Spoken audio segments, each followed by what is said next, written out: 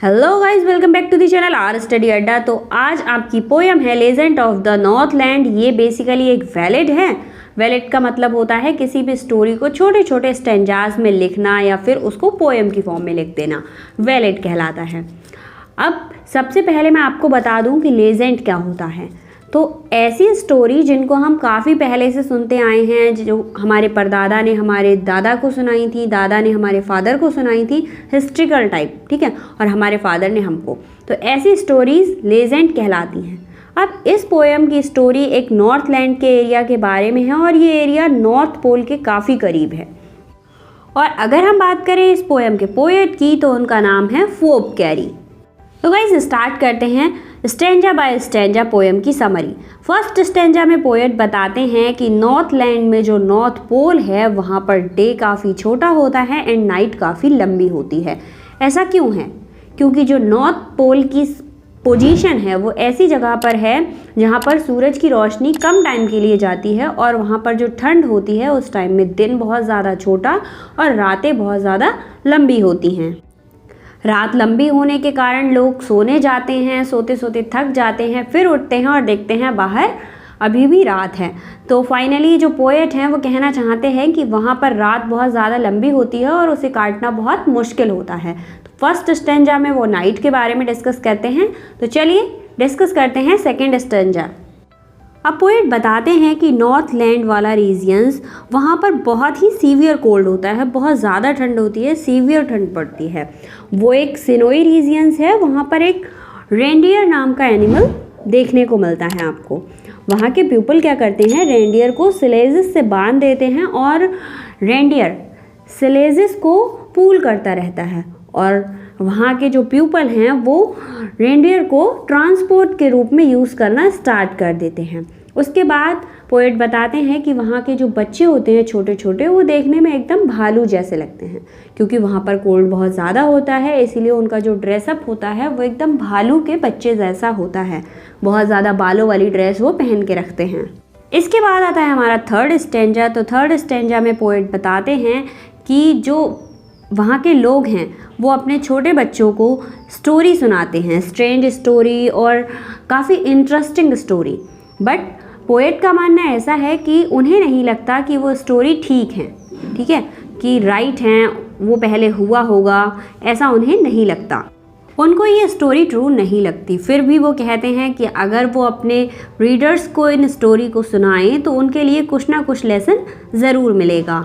इस स्टोरी में काफ़ी इंपॉर्टेंट मैसेज दिया गया है आपको। तो स्टेंजा 4 में बताया गया है। फोर्थ स्टेंजा में सेंट पीटर के बारे में एक स्टोरी बताई गई है। सेंट पीटर जगह जगह जाकर लोगों को अच्छे मैसेज देते हैं और अच्छी बातें बताते हैं जैसे कि और संत करते हैं।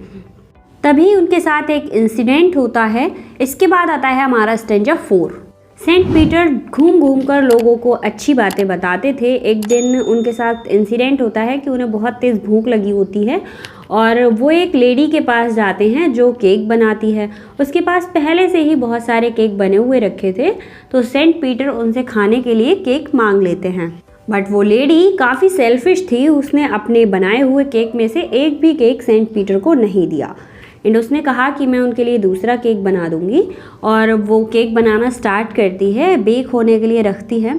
तो वो देखती है ये काफ़ी बड़ा हो चुका है, अब मैं इसे नहीं दे सकती सेंट पीटर को, ठीक है, क्योंकि उसे लालच था कि मैं ज़्यादा केक उन्हें नहीं दे सकती, ज़्यादा क्या वो कुछ भी नहीं दे सकती किसी को भी।